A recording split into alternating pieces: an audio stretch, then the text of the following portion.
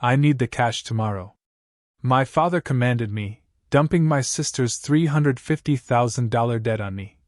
No delays, he added firmly. I smiled and replied, all right. 6 hours later, I was already at the airport. When he came to my place for the cash, he found just a locked door and a box that he opened and began screaming. Can you imagine being told you're no longer family if you don't fork over $350,000 tomorrow? Because that's exactly what my father did to me. And the wildest part? It was over my sister's latest disaster, a mess so huge it finally snapped something deep inside me. For years I was the family fixer, the reliable daughter, the eternal bailout fund. His words still echo. I need the money tomorrow. No delays. I just smiled and said, okay. He had no idea what that okay really meant. Trust me, what happened next will make you question everything you thought you knew about family obligation. To truly understand why I packed my bags and vanished that night, you need to understand my family.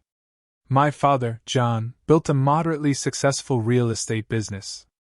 He did it through sheer, unyielding force of will and a personality that simply didn't compromise.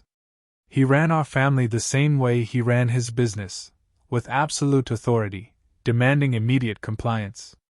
My mother, Susan, was his perfect counterpart, the perpetual peacekeeper, always smoothing over his rough edges with gentle words and quiet submission. Then there was my younger sister, Amanda. She's 3 years my junior, but light years away when it came to responsibility. While I was earning straight A's and working part-time jobs since I was 16, Amanda floated through life on a cloud of charm and dramatics. She'd fail classes, but somehow still get praised for trying her best. She'd crash cars and miraculously a new one would appear. She'd quit jobs when they became too stressful. And always landed on her feet, usually with a hefty financial nudge from our parents. Amanda is more sensitive than you, Dalia. My mother would explain, her voice soft, whenever I dared question the glaring double standard. You're the strong one. You can handle things. And handle things I did. I handled working 30 hours a week while maintaining a 4.0 GPA. I handled applying for every scholarship under the sun to afford college without ever asking my parents for a dime, even though I knew they paid for Amanda's tuition in full when she decided to study fashion design on a whim. My college years were a stark, brutal contrast. While I was juggling multiple jobs and internships, drowning in textbooks, Amanda posted endless social media updates from parties, spring break trips, and fancy cafes. I lived in a cramped apartment with 3 roommates, pinching every penny. She had a cute downtown studio, paid for by mom and dad. When I graduated with honors in finance, my parents attended, but then left early because Amanda had an emergency, which, naturally, turned out to be a breakup with a boyfriend of 2 weeks. It was infuriating, but I just accepted it.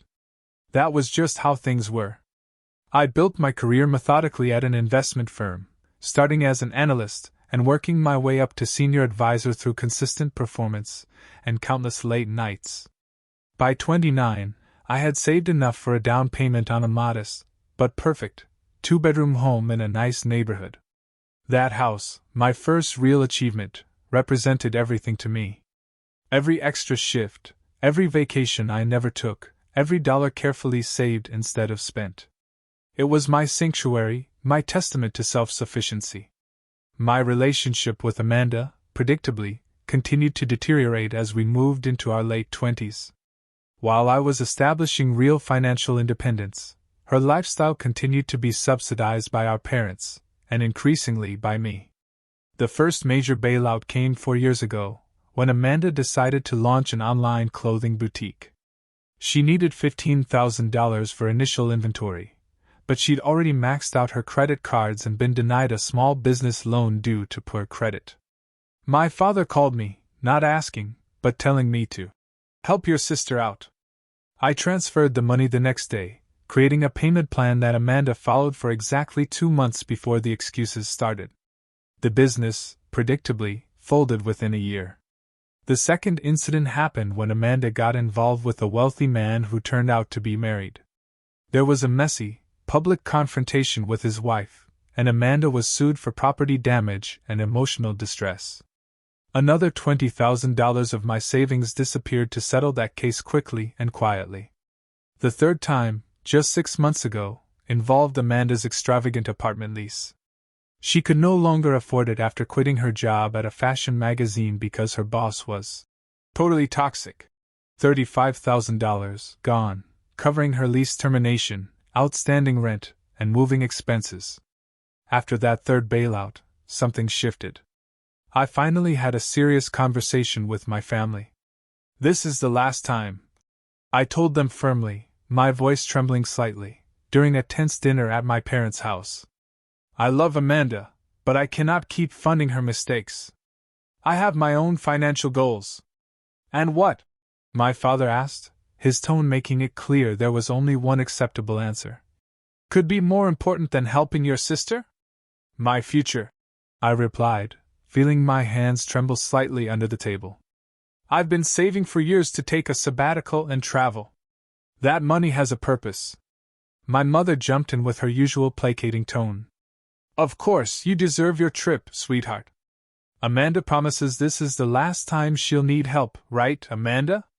Amanda nodded tearfully, looking appropriately contrite. I swear, Dee, I'm going to get my act together. New job interviews lined up already. Part of me, a small, hopeful part, wanted to believe her. Part of me always wanted to believe in the family fantasy, that we supported each other equally, that my sacrifices were appreciated, that things would eventually balance out. My life, finally, had been going well. A promotion to senior investment advisor was on the horizon at work. I had been dating Michael, an architect with kind eyes and a calm presence, for almost a year.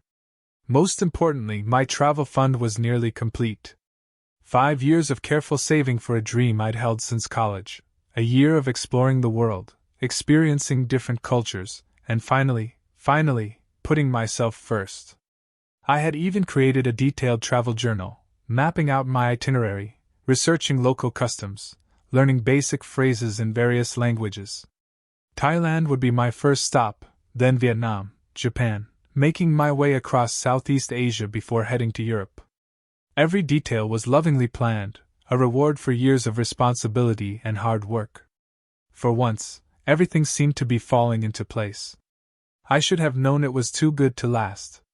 The call came at 11:30 on a Tuesday night. I was reviewing client portfolios when my phone lit up with my father's name. Dalia, family meeting tomorrow morning, 8 a.m. sharp at the house, he barked without preamble. Dad, I have client meetings all morning, I replied, already feeling the familiar tension creep into my shoulders. Cancel them. This is family. 8 a.m. The call ended before I could respond. I texted Michael, family emergency apparently. Meeting tomorrow morning. Already dreading it. His response came quickly, want me to come with you. The offer warmed me, but I declined. Michael had met my family only twice, and both occasions had been uncomfortable. My father dismissed his architectural career as drawing pretty pictures of buildings, while my mother hovered anxiously, constantly apologizing for imagined slights. Amanda had, of course, flirted with him despite my obvious discomfort.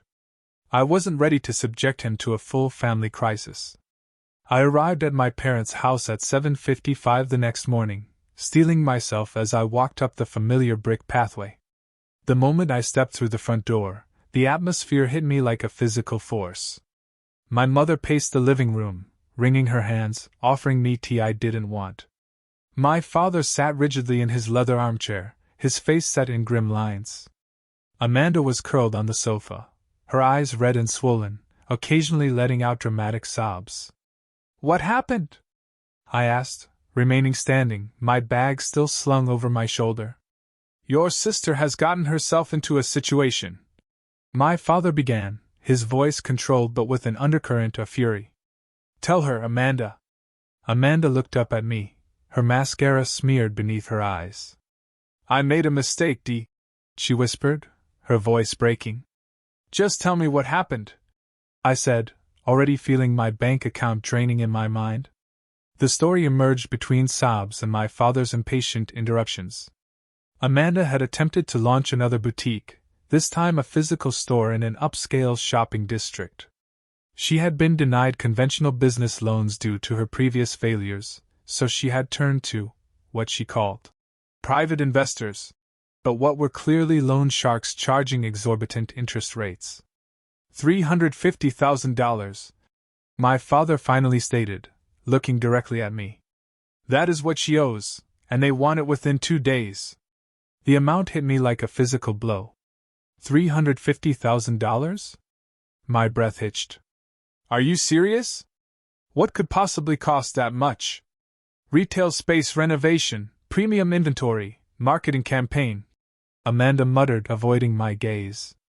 The interest built up quickly when I missed the first payment. These are not people you want to owe money to. My father continued, his jaw tight. They have made threats. Legal action, at minimum, but they implied worse. I looked at my mother, who was now wringing her hands uncontrollably. Why not go to the police if they're threatening her? I asked, incredulous. And have Amanda's reputation ruined? Have our family name dragged through the mud? My mother exclaimed, horrified. Your father has worked decades to build his standing in this community. Of course. The family reputation mattered more than actual safety, or, heaven forbid, Amanda facing consequences. I'm trying to liquidate some assets. My father continued, his voice tight with frustration. But most of my capital is tied up in developments that cannot be easily converted to cash, especially not in 48 hours. My mother added, We would never ask if there was any other way, sweetie. But they weren't asking. Not really. The expectation hung in the air, unspoken but unmistakable. I was the solution. Again. What about the business itself? The inventory? I suggested, desperately seeking alternatives. Worthless. My father dismissed with a wave. The lease is underwater, and the merchandise was mostly on consignment. There is literally nothing to show for $350,000. Literally nothing? I asked, incredulity creeping into my voice. Amanda started crying harder. I tried, Dee. I really thought it would work this time. I had clients interested, but then supply chain issues delayed everything, and the contractors went over budget with the renovations. I tuned out her excuses, a familiar script I'd heard variations of for years. Meanwhile, my father's eyes never left me, calculating. My mother had moved to sit beside Amanda, rubbing her back in small circles. Dahlia, my father finally said, his voice taking on the tone he used to close business deals. You are in the best position to help. Your investment portfolio is substantial, and you have your travel fund. The casual mention of my travel fund sent a chill through me. I had never told him the specific purpose of my savings, only that I was saving for future plans. The fact that he knew exactly what it was for, and still expected me to hand it over, spoke volumes. My travel fund would cover maybe half of that amount, I said carefully. And it took me 5 years to save. You can travel later, my mother chimed in, her voice annoyingly sweet. Amanda needs help now. Family comes first. Family comes first. The familiar refrain that always seemed to apply only to me, never to how the family treated me in return. Why is it always my responsibility to clean up these messes? I asked, feeling a rare flare of rebellion rise within me. I've bailed Amanda out 3 times already. I have my own life, my own plans. Plans that can wait, my father said dismissively.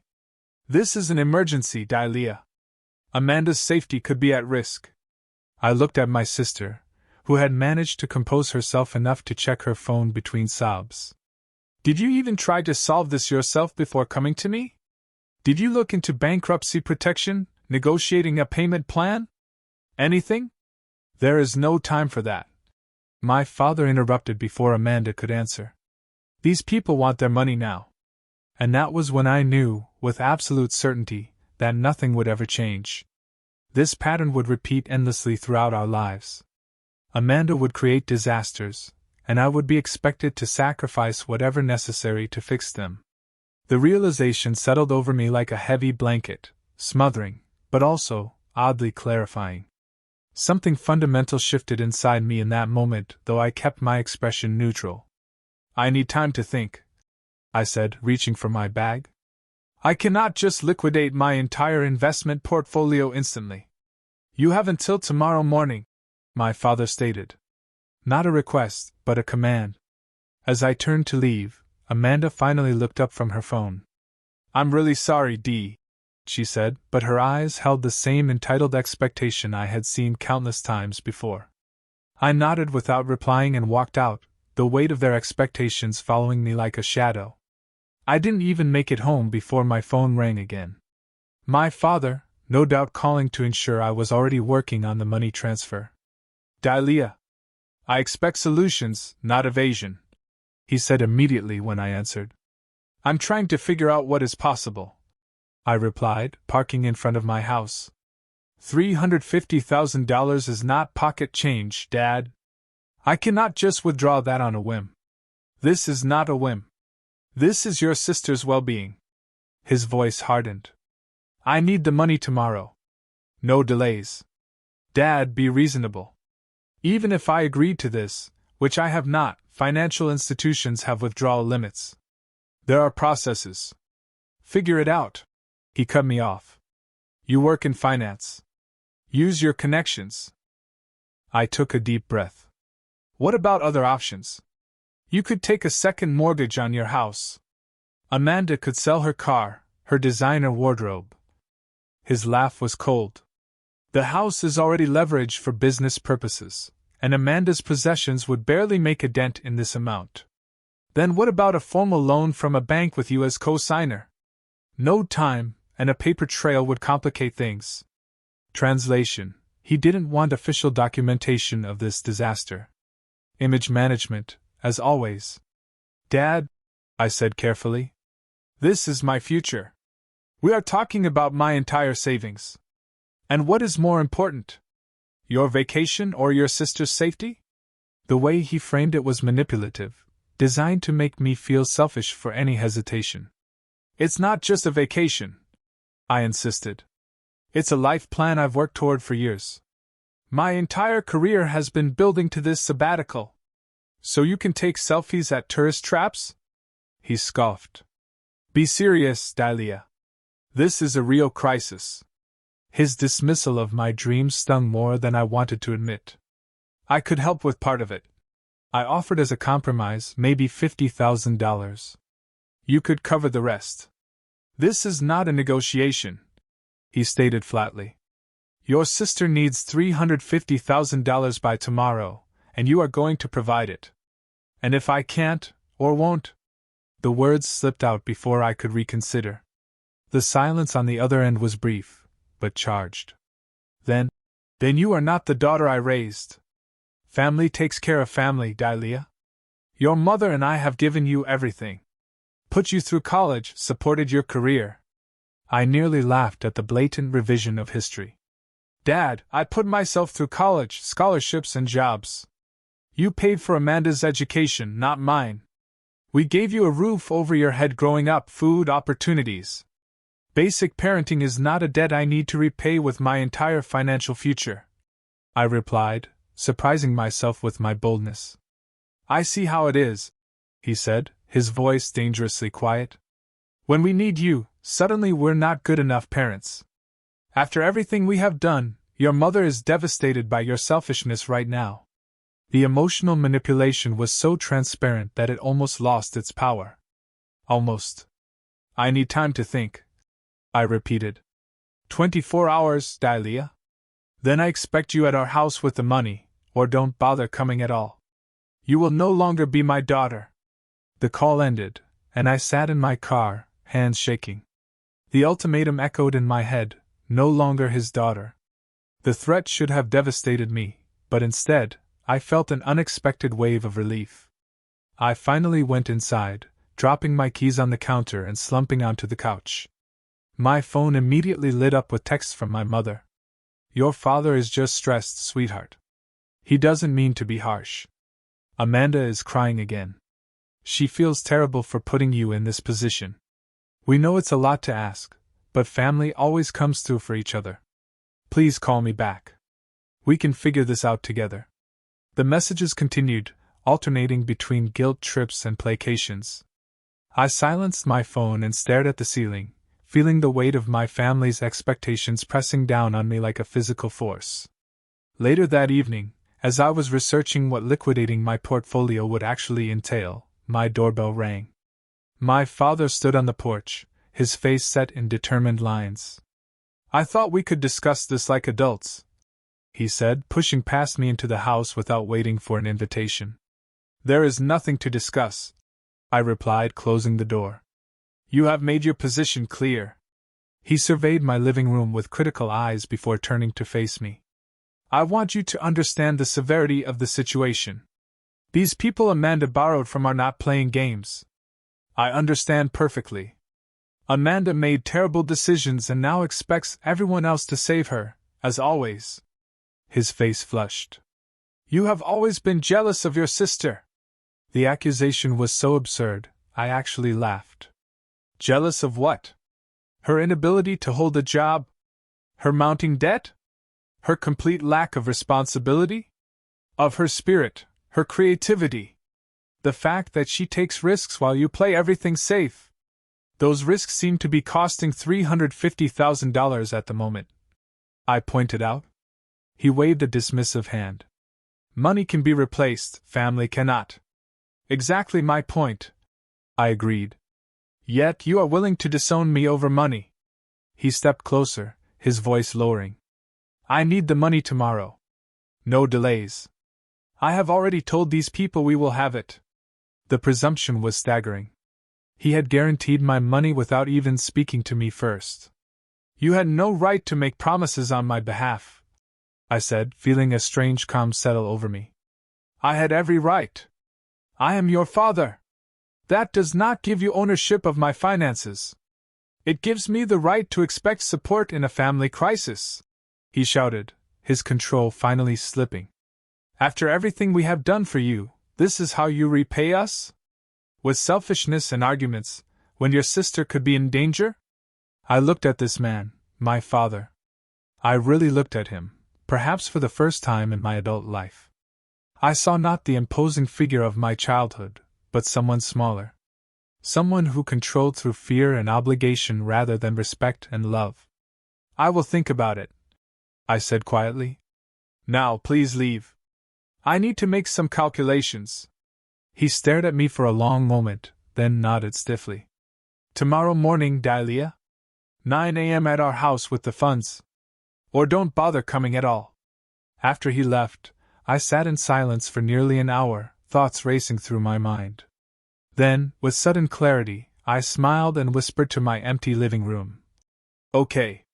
I didn't sleep that night, not a single minute. Instead, I sat cross-legged on my bed, 5 years of travel journals spread around me. Detailed itineraries, language notes, cultural research, budgets, carefully calculated and recalculated. 5 years of dreams, meticulously documented.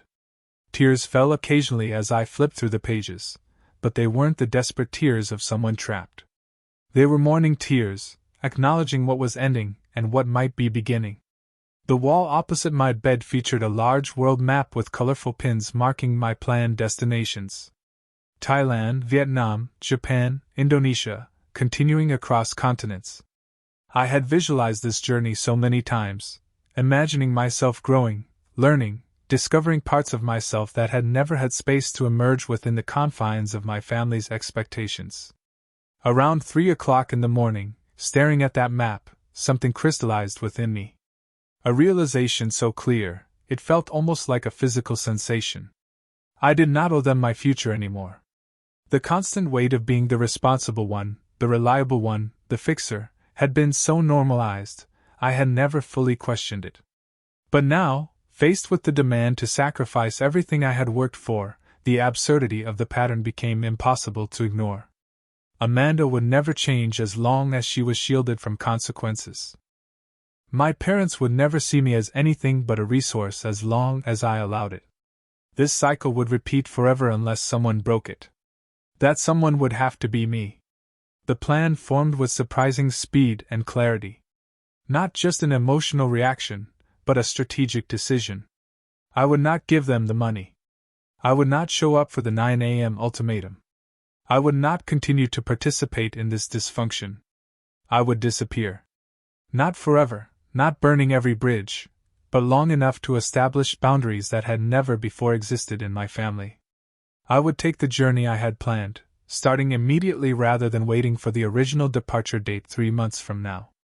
A curious calm settled over me once the decision was made. I showered, made coffee, and began making lists with methodical precision: what to pack, what to store, bills to prepay, people to notify. At 7 a.m., I called Michael. His voice was groggy with sleep, but he quickened to alertness as I explained the situation. "Your father actually threatened to disown you if you don't give them the money?" he asked, disbelief evident in his tone. "Yes," I admitted. "And the strangest part is how little that threat hurts. It's like it finally gave me permission to choose myself for once." "What are you going to do?" I took a deep breath. "I'm going to take my trip. Starting today. I can't be here for their 9 a.m. deadline because I know they'll wear me down eventually. I need to be gone." There was a pause, and for a moment I worried he would try to talk me out of it, tell me I was overreacting. Instead, "Where are you going first?" "Thailand? Bangkok?" "Bangkok," I confirmed. It was always going to be my first stop. "Do you want company?" he asked simply. The offer touched me deeply. "Not yet. I need to do this part alone, I think. To prove to myself that I can. But maybe you could meet me somewhere along the way, once I've found my footing? Just tell me when and where," he promised. "I have vacation time saved up. And Dalia, I'm proud of you. This is incredibly brave." His support brought fresh tears to my eyes. "Thank you. That means everything right now." After we hung up, I moved with renewed purpose. I called my boss, explained I needed emergency personal leave, and was relieved when she was understanding. I had always been a valuable employee, never taking sick days, working holidays when needed. She agreed to 3 months of unpaid leave with the possibility of extension. Next, I went to the bank and withdrew a significant portion of my savings, though purposely not all of it, enough for extended travel, but leaving some invested for eventual return. I wasn't burning every bridge behind me, just creating necessary distance. I booked a one-way ticket to Bangkok, departing that evening. The travel agent found me a last-minute seat, and the confirmation email brought both terror and exhilaration. I paid 6 months of rent in advance on my house, arranged for a neighbor to collect mail, and packed only what would fit in a backpack and small suitcase: the essentials, the irreplaceables, photos, my journals, a few sentimental items. Everything else could be replaced or done without. The final task was perhaps the most important. I found a decorative box I had received as a gift years ago, lined it with tissue paper, and began filling it with documentation, a ledger of every loan I had given Amanda over the years, totaling nearly $70,000. Copies of emails and texts promising repayment that never materialized. A collection of IOUs written in her handwriting that she likely didn't even remember signing. Then I wrote a letter. It took 3 attempts to get the tone right. Not angry, but clear. Not vindictive, but honest. I explained why I could not continue in the role assigned to me. I expressed love, despite the necessary separation.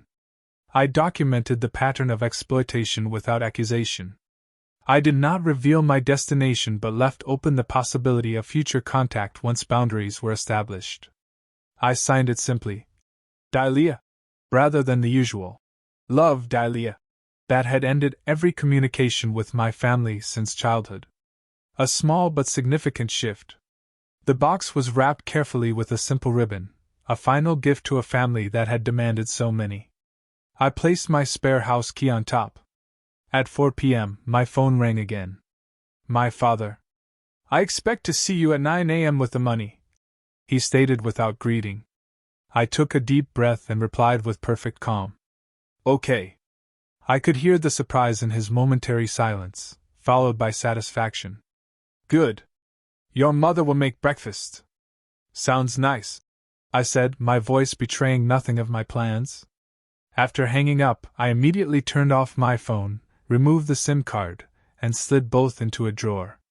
I would get a new phone, a new number in Thailand, a clean break. The taxi arrived at 5 p.m. I looked back at my house one last time, feeling a complex mix of emotions. Sadness, certainly. Fear, absolutely. But overwhelmingly, underneath it all, a sense of liberation so powerful it was almost dizzying. In the taxi, I allowed myself a small smile. For the first time in my adult life, I had chosen myself. The morning light cast long shadows across my living room as I made final preparations. Having stayed awake through the night, I moved with the strange clarity that comes from exhaustion combined with absolute conviction.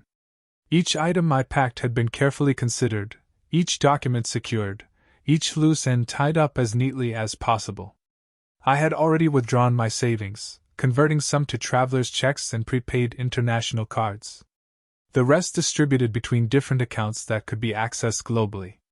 Not my entire savings, but enough to sustain me for at least a year abroad, living modestly but comfortably, as I had planned. The practical arrangements had been surprisingly simple. 6 months of rent paid in advance to my landlord, who seemed confused but pleased by the unexpected windfall. Utilities set to automatic payment. My few plants given to neighbors. Mail forwarding arranged. I packed light, 2 weeks of versatile clothing, essential toiletries, important documents secured in waterproof pouches, first aid supplies, and my most treasured possessions, a small box of photos and the journals detailing my travel plans. Everything fit into one backpack and a small rolling suitcase, exactly as I had planned during years of reading travel blogs and minimalist packing guides. What remained was the gift for my family, the box I had prepared the night before. I placed it on the coffee table, centering it perfectly, the house key gleaming on top. Inside was the documentation of years of financial support given to Amanda, the broken promises of repayment, and my letter explaining my decision. The letter had been the most difficult part. How to express years of complex emotions without sounding bitter? How to establish boundaries without severing ties completely? I had rewritten it multiple times, finally settling on a version that felt true to my feelings while still leaving room for possible reconciliation someday, on healthier terms. The letter began with simple facts. I have given Amanda $73,426 over the past 5 years. I have received $2,100 in repayment. I have been told each time that it would be the last time my help would be needed. I cannot and will not provide $350,000 to cover this latest crisis. The middle sections detailed the pattern of family dynamics, my repeated attempts to establish boundaries, and the consistent dismissal of my own needs and goals. It concluded with my decision. I am taking the journey I have planned for 5 years. I need time away from this pattern that hurts all of us in different ways. Amanda needs to face consequences to grow. You need to recognize that protecting her from those consequences has only enabled destructive behavior. I need to discover who I am outside the role of family fixer. I love you, but I cannot continue like this. I will be in touch when I am ready. I did not specify where I was going or for how long. That uncertainty was necessary protection against my father's controlling tendencies and my own potential weakness if faced with enough emotional manipulation. I walked through my home one final time, a space that represented so much hard work and independence. My first real achievement as an adult. Purchased with my own money, decorated to my own taste. I ran my fingers along the bookshelves, straightened a photo frame, adjusted a throw pillow, small, meaningless gestures of farewell. At exactly 8:55 a.m., 5 minutes before I was expected at my parents' house with the money, my phone rang. My father, no doubt calling to make sure I was en route with the funds. I answered with steady composure. Hello, Dad? Are you on your way? No greeting, no pleasantries. Everything is being taken care of, I replied, the careful phrasing technically true while revealing nothing. Good. Your mother is making those blueberry pancakes you like. The attempt at normalcy, at pretending this was just a regular family breakfast rather than financial extortion, almost made me laugh. I will handle everything, Dad, I said, the double meaning clear only to me. See you soon. He hung up without waiting for my response. I turned off my phone immediately after, a symbolic act that felt surprisingly powerful. The ability to simply disconnect, to choose silence over the constant barrage of demands and guilt. Outside, the taxi arrived precisely on schedule. The driver helped load my luggage, commenting on my traveling light, assuming I was taking a short business trip. I smiled without correcting him and took one last look at my house before closing the door, testing that it was locked. I placed the box with the letter carefully on the welcome mat, positioned where it could not be missed. The ride to the airport passed in contemplative silence. The familiar streets of my neighborhood, then the highway, then the approach to departures, signs for international flights, each mile increasing the distance between the old Dahlia and whoever I might become. At the airport, I moved through check-in with mechanical efficiency. Yes. One-way ticket. No return flight yet. Passport, boarding pass, security screening, the practice choreography of modern travel carrying me forward. Sitting at the gate, I finally allowed myself to fully process what I was doing. Leaving behind my job temporarily, my home maintained, my relationship paused, not ended, and my family, complicated. Was I overreacting? The doubt crept in as the boarding process began.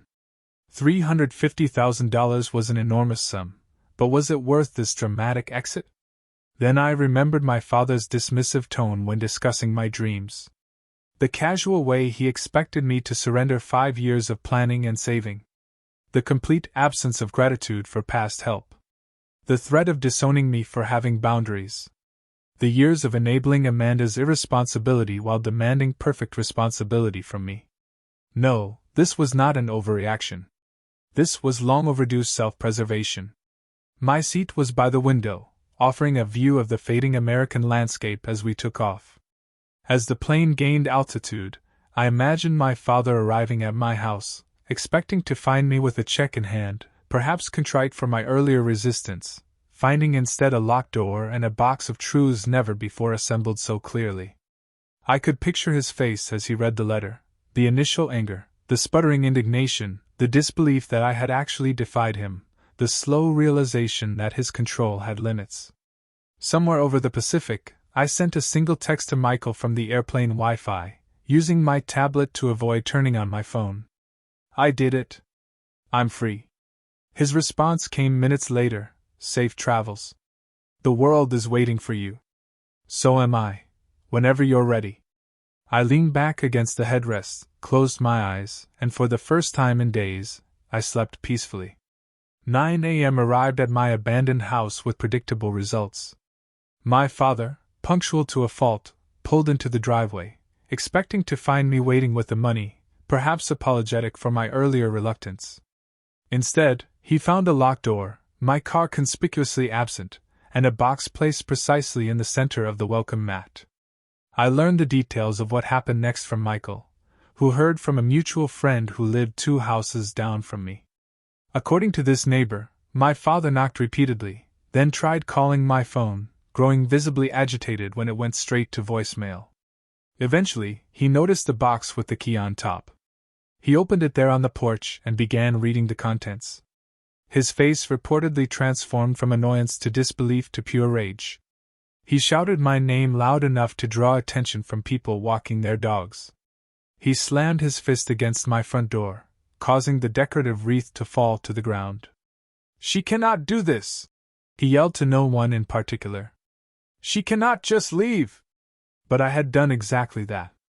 I was already thousands of miles away, my plane crossing the international date line as he stood fuming on my porch. My father used the key to enter my house, presumably searching for clues to my whereabouts, or perhaps hoping to find me hiding inside. He emerged 20 minutes later, face flushed, clutching the box and my letter. The emergency family meeting that followed must have been chaotic.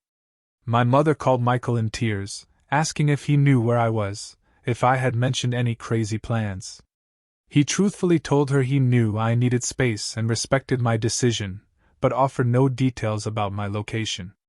She abandoned her family, my mother sobbed. How could she be so selfish when Amanda needs her? Michael, to his eternal credit, replied simply, maybe the question should be why Dalia felt she had no choice but to leave. Their reaction followed predictable patterns.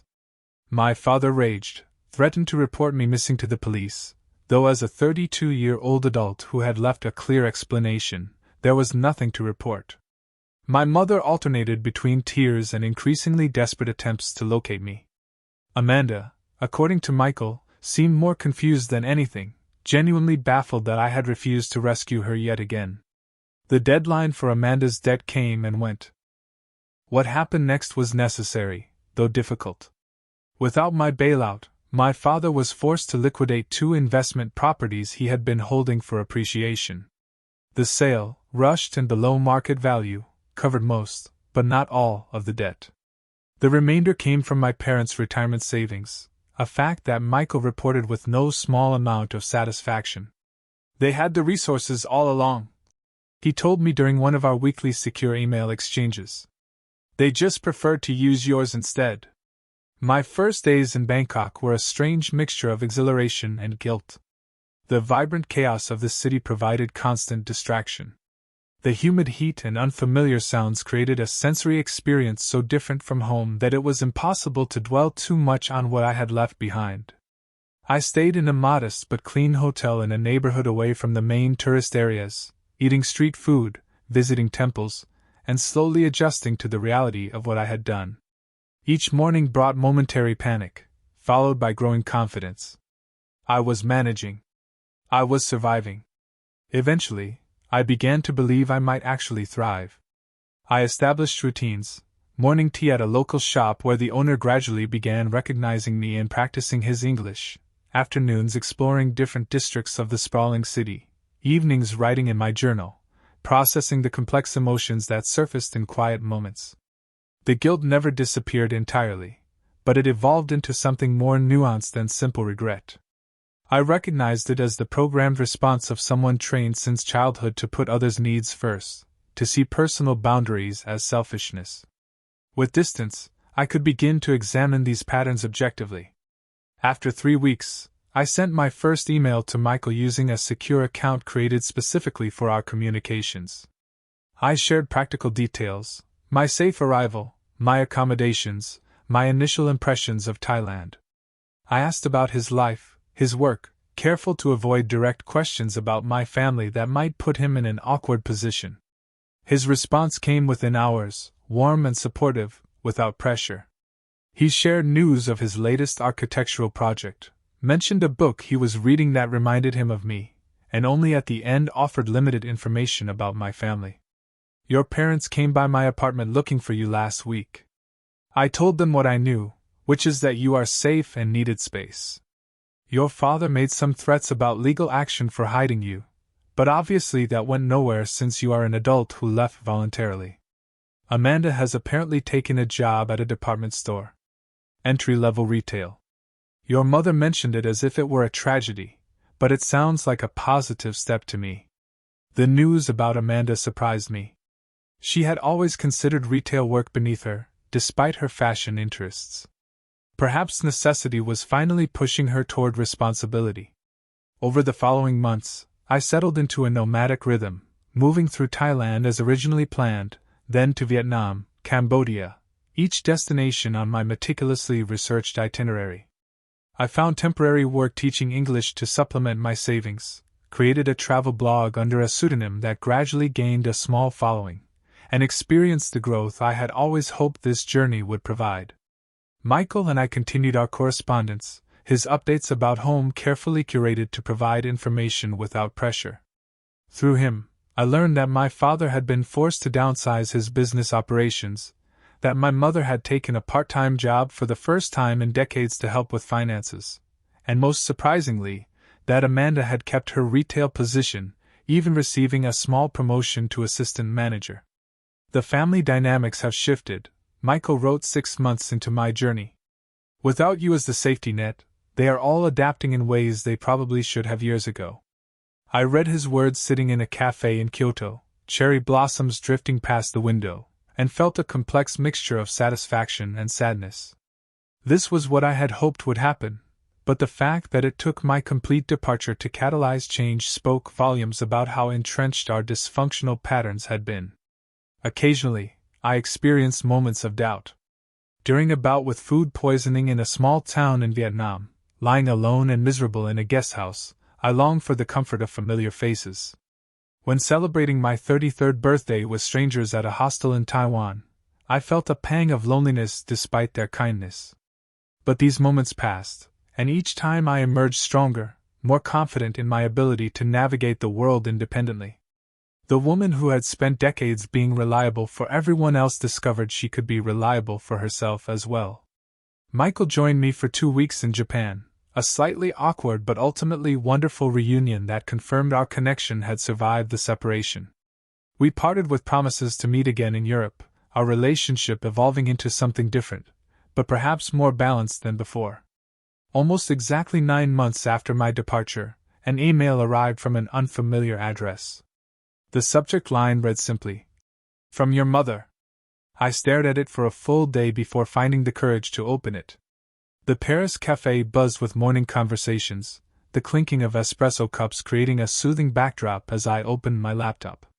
A year had passed since my abrupt departure, and spring in France was as beautiful as my travel journals had promised. I had arrived 3 days ago, my 10th country on this journey of self-discovery. I sipped my coffee and logged into my email, immediately noticing a new message from Michael. We had maintained our correspondence throughout my travels, and he was planning to join me in Italy the following month. His updates from home had become less focused on my family over time, a natural evolution as my new life took precedence over the past I had left behind. Today's message, however, was different. "Your mother asked me for your email address," he wrote. "I didn't give it to her, of course, respecting your privacy, but she gave me a letter to forward to you. It seems sincere, Dahlia. I have attached it, but only you can decide if you want to read it. No pressure either way. I support whatever you choose." The attachment sat in my inbox, unopened, as I ordered a second coffee and a croissant, buying time with small indulgences. The terrace had filled with Parisians and tourists alike, the spring sunshine drawing everyone outdoors after a rainy week. Finally, I clicked on the attachment, bracing myself for guilt trips or emotional manipulation. "Dear Dahlia," it began simply. "I hope this message finds you well and safe wherever you are. I have started this letter 100 times over the past year and discarded every attempt. What could I possibly say that would matter after everything that happened? But today I realize that perhaps the most important thing is simply to acknowledge the truth, even if it changes nothing between us." I paused, surprised by the tone. This did not sound like the mother I knew, the peacekeeper who smoothed over difficult realities with platitudes and deflection. "You were right to leave," she continued. "I have had a year to reflect on the patterns in our family, and I am deeply sorry for my role in them. Your father and I put unfair pressure on you throughout your life. We expected you to fix problems you did not create, while shielding Amanda from the consequences of her actions. We called it love, but it was not loving toward either of you. It damaged you both in different ways." My coffee grew cold as I read on, absorbing words I never expected to hear from my mother. "Our family has changed since you left, not immediately and not without pain. Your father was angry for months. Amanda was confused and hurt. I was simply lost. But gradually, necessity forced changes that should have happened years ago." She detailed these changes with surprising candor. My father had scaled back his business after selling properties to cover Amanda's debt. The reduced income forced my parents to adjust their lifestyles significantly. My mother had taken a part-time position at a local library, something she described as unexpectedly fulfilling. Most significantly, Amanda had maintained her retail job for almost a year now, recently being promoted to department manager. She had moved into a smaller apartment within her actual budget, and was taking community college courses in business management. "She is learning to stand on her own feet," my mother wrote. It has been difficult for her, but I see a strength emerging that was always there, just never required. Your absence forced us all to grow in ways we had avoided. The letter contained no demands for my return, no questions about my location, not even a request for response. It ended simply, "I do not know if you will ever want to reconnect with us. I would not blame you if the answer is no. I just wanted you to know that your courage in leaving helped us all, though it took us too long to see it. Be well wherever you are. You are loved and missed, but more importantly, you are respected for making the choice that was right for you." I read the letter 3 times, tears blurring the screen on the final reading. Not tears of regret or homesickness, but of recognition. Something fundamental had shifted, not just in my life, but in my family's understanding. Later that afternoon, I composed a careful reply, brief but genuine, acknowledging receipt of her letter and expressing appreciation for her insights. I shared that I was safe and well, pursuing the journey I had planned for so long. I did not disclose my location or future plans, maintaining the boundaries that had become so important to my healing process, but I did leave open a small door to future communication. "I am not ready to return," I wrote. "But I am glad to hear everyone is finding their way forward. Perhaps someday we can build something new on healthier foundations." 3 days later, Michael arrived in Paris as planned, his familiar smile at the airport gate bringing a rush of joy. We spent the afternoon at a sidewalk cafe near Notre Dame, catching up on the months since we had last seen each other in person. "Your mother showed me her letter before I forwarded it," he admitted over wine and cheese. "Hope that was okay. I wanted to make sure it wouldn't hurt you." "It was surprisingly healing," I replied. For the first time, she actually saw me, not as a resource or a solution, but as a person with my own needs and boundaries. "People can change when they have to," Michael observed. "Though it usually takes something dramatic to break established patterns. Like disappearing overnight," I said with a small smile. "Exactly like that." We spent 2 weeks together in Paris, then traveled south to the French Riviera. Our relationship had evolved into something stronger during my time away, the foundation shifting from proximity and convenience to genuine choice and deliberate connection. As we watched the Mediterranean sunset one evening, Michael asked the question that had been hovering unspoken. "Do you ever think about going back? Not to the old situation, but to see the changes for yourself?" I considered carefully before answering. "Sometimes. Not out of obligation anymore, but curiosity. To see these new versions of my family, to determine if the changes are genuine and sustainable. And if they are, then perhaps we could build new relationships, adult to adult, with respect and boundaries. But I'm not ready yet." "You'll know when you are," he said simply, his hand finding mine on the weathered wood of the boardwalk railing. The journey I had planned for a year extended to 15 months as I continued exploring Europe, occasionally joined by Michael during his vacation time. My remote work teaching English online provided sufficient income to supplement my savings, and my travel blog had developed a modest following that occasionally led to free accommodations in exchange for reviews. Throughout this time, I maintained sparse but civil communication with my mother via email. Basic life updates, no deep emotional exchanges, but no hostility either, a tentative rebuilding of trust through consistent respect of boundaries. The lessons of my journey crystallized over time, becoming clearer with distance and perspective. First, that healthy boundaries are not selfish, but essential. The constant sacrifice of self for others creates not harmony but dysfunction. True family support should be reciprocal and respectful, not one-sided extraction.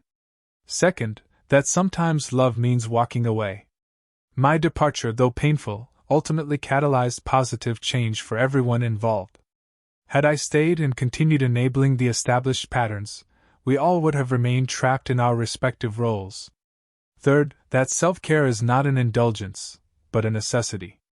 The years I spent putting myself last had not made me a better daughter or sister, but a depleted person, increasingly resentful of the very people I was trying to help.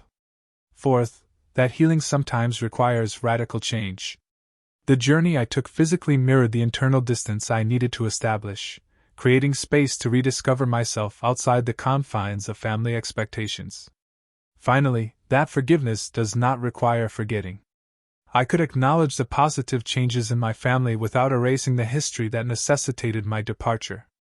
Reconciliation, if it happened, would be based on new foundations, not pretending the past had not occurred.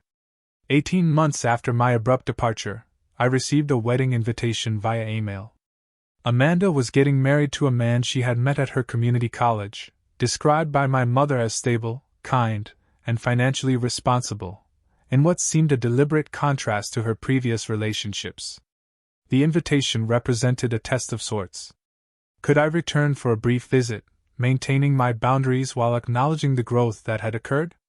Was I strong enough to engage with my family on new terms without slipping back into old patterns? I haven't yet decided if I will attend. The woman who fled in the night would have declined automatically, too afraid of being pulled back into the vortex of family obligation. But the woman I am becoming might be strong enough to visit briefly, to observe the changes firsthand, to